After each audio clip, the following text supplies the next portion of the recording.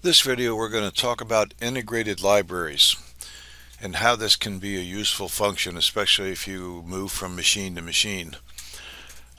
Once you have your project completed, or even if it's not completed but you have parts on your PCB and you're moving forward, you have an option to come up to your design function up here on the top and select Make Integrated Library. So I'm going to click on that. And here it goes. It's processing, generating. Alright, now if I go back to my projects folder, you'll see I have a library folder now. Let's close this. And in the libraries, I have a compiled library. This compiled library has every part that I used in my schematic and every footprint that I used on the PCB put into one library. Now the advantage of this is if I take this project and move to another computer and open Altium on another computer, I don't have to worry about going over and trying to open up these other libraries and make sure I have them available on that computer. Everything I've used is now moved with me. If I double click this op-amp library,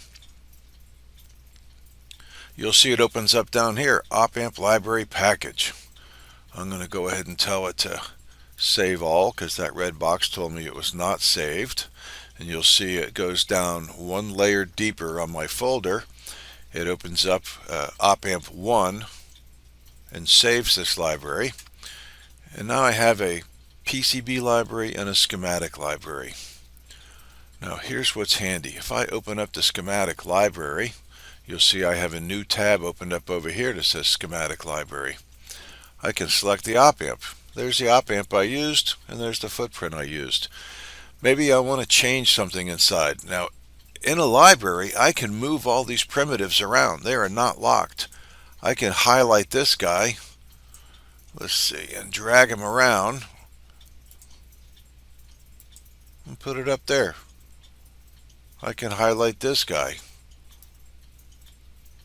move him over here.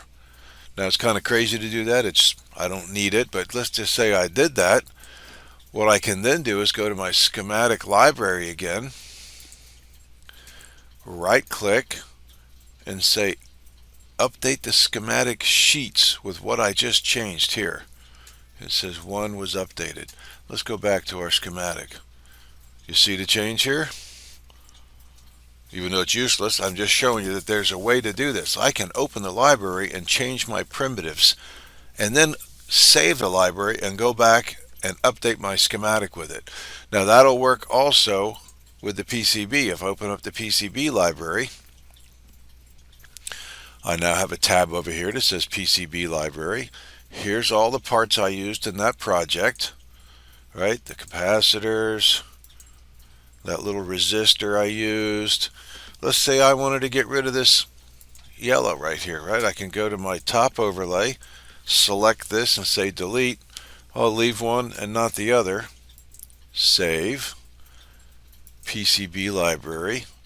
Right click. I can tell it update PCB and execute that. Now if I go to my PCB library or my PCB, there's my little surface mount part, and I got rid of that one line. So that's another good option to use as you're customizing and adjusting your parts. You also have an option to make a part. So to make a part, I'm going to come up here to Tools, New Component. I'm going to call this a test and say OK. And there's a blank component named test. Now, first thing you want to do is place the rectangle around it. So I'm going to tell it place rectangle. I don't really care how big the rectangle is because I can always change the rectangle size. Watch this. I can make it bigger.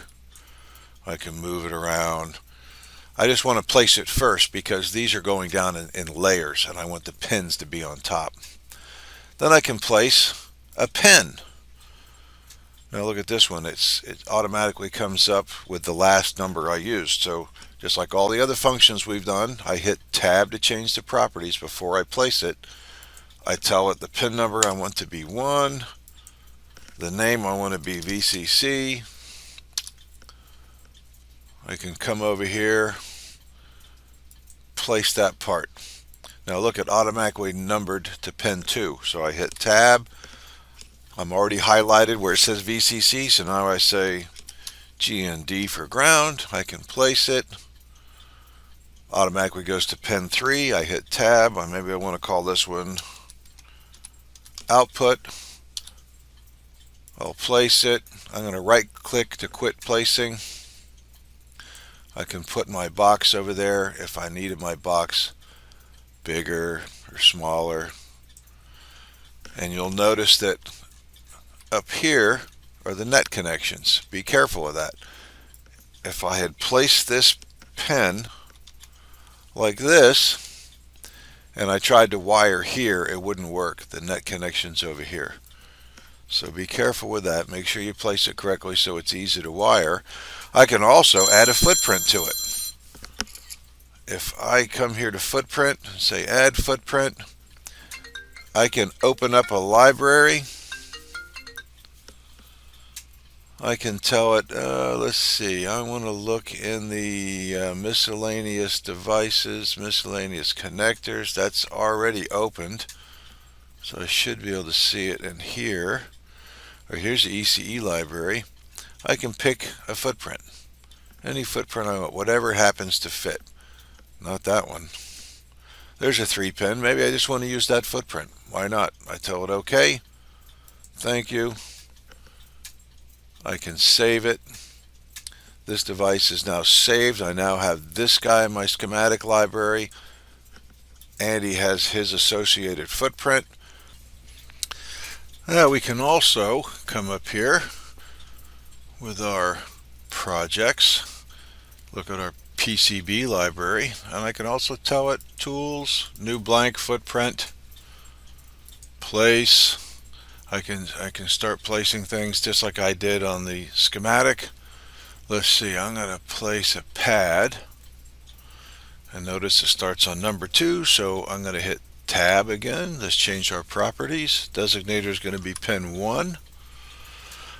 I can change the size and shape of the hole. I'm making it round. I can make it rectangle. Rectangle holes will get us in trouble. Most manufacturers don't want to do those, but I can change the size and the shapes of these with these properties. And I can place my pin, my pad. Let's see where I'm at. I'm looking here. I'm at, let's say make this 150 by 0. Pin 2 I can put right there, and pin 3 I can make it at minus 150.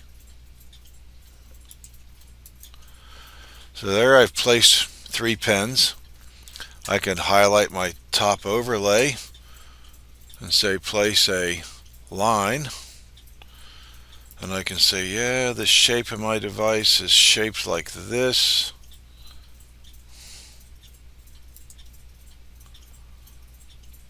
Maybe I have a strange device. I can make it shaped any way I want.